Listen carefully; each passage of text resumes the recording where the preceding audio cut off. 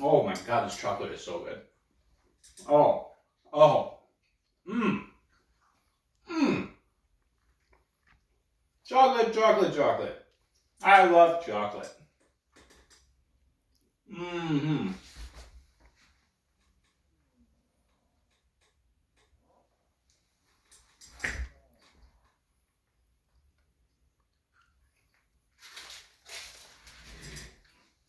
Yes, I know, Margaret.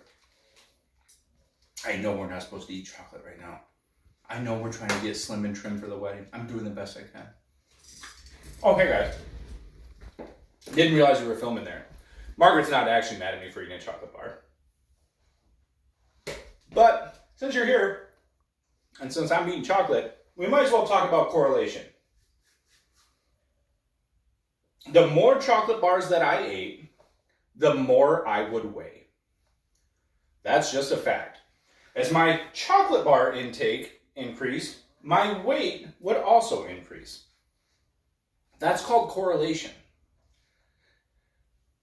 It's a very, very important concept moving forward, not only in math, but in science, in psychology. Believe it or not, Margaret and I's first date went something like she had a bunch of data and had no idea if it was correlated or not, and needed a math guy to tell her whether or not it was. Turns out it was very, very, very poor data, was not taken responsibly at all, and I had to spend about, I'm going to say 8 hours creating a statistic that would actually work for her. That's published somewhere. I don't know where. She doesn't know where. But we wouldn't be here if it wasn't for correlation. So let's talk about what correlation actually is. It is the relationship of two variables. I have an x variable here, or an x-axis, and a y-axis, which means that I have coordinate pairs. I have points. I have two variables. Now, a correlation is a relationship between those two variables. And this case right here, I can see very clearly that this is a positive correlation, which means that as one variable goes up, the other one also goes up. That's easy enough to understand. Let's look at a different one. And again, this is a perfect example of that. The more chocolate bars you eat, the more you weigh. As one variable goes up, the other variable goes up. Let's look at a negative one.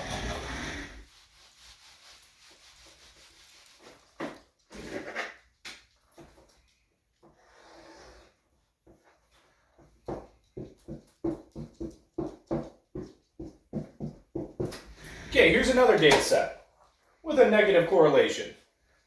Negative correlation means as one variable increases, another decreases. So we can see that the x variable is increasing right here, but the y variable is decreasing.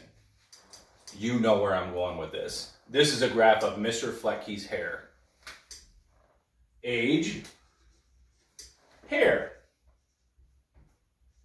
As Mr. Fleckke gets older, the amount of hair he has decreases. His age increases, his hair decreases. That's a negative correlation. The hair variable is changing because the age variable is changing. As he gets older, that was not intended, by the way. Also, giving you guys a fair warning that we are potty training our dog, and it is possible that I might have a heart attack in a moment. Back to this. As Mr. Fleckke's age increases, the amount of hair he has decreases. That's called negative correlation. There's a really special one, though, and probably one that happens more often than not. It's called no correlation. Did she do it? No correlation happens when we just have a random set of data, and these numbers, they don't relate to each other in any way. That means that as our one variable goes up or goes down, the other variable just kind of does whatever it wants. It has no relationship. I'm going to give you a great example of something that isn't correlated. Let's see, how about this variable? We could have the number of tattoos you have. Number of tattoos. And on the other variable, let's do how tall you are. So height. The reason that there's no correlation here is that tall people can have some tattoos or no tattoos, and short people can have some tattoos or no tattoos, and people with a ton of tattoos can be tall or they can be short. There's no relationship between height and tattoos. It doesn't mean anything. If you're tall, that doesn't mean you're more likely to have tattoos, or if you're short, it doesn't mean that you're more likely to have tattoos. Those two variables are not correlated. They don't relate to each other. This brings me to probably my most important point when it comes to correlation. Correlation does not mean causation. I'm going to show you a very interesting correlation that is real, by the way, that it's just coincidence.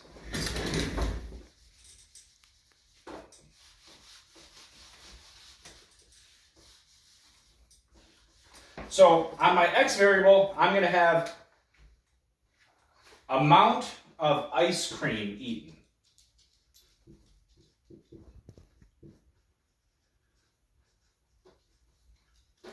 And over here on my y variable, my y-axis, I'm going to have murders.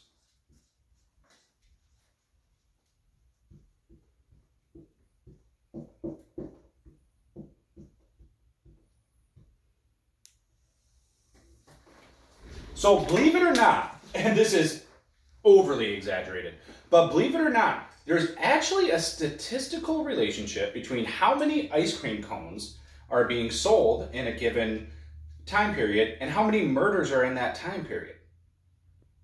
But they don't have anything to do with each other. It's just a coincidence that as ice cream sales go up, murder rates go up. There's a million different variables for why that could be. Maybe more people are active when it's summertime, so they're eating more ice cream and they're more vulnerable to getting murdered. I'm just letting you know that just because there's a relationship between two variables doesn't mean one is directly causing the other. It just means there's a relationship. We measure this relationship with something called an R value. An R value is a number between 0 or 1, 0 being no correlation, not related at all, like our tattoo and height example. And 1 would be a perfect correlation, which really doesn't happen in nature, but it would be for every one movement that an x variable made, the y variable made the same y, or it made an equivalent movement. So 1-to-1 movement. That's not very likely. Most R values or correlations happen within, like, I would say 0.01 to 0.05, something like that. Above that would be very high correlation. Again, not something that we can take our time and calculate right now, but I did want you to know that correlation is measured with an R value, a correlational coefficient. That's what that's called. And correlation does not mean causation. Thanks, guys. We'll talk to you later.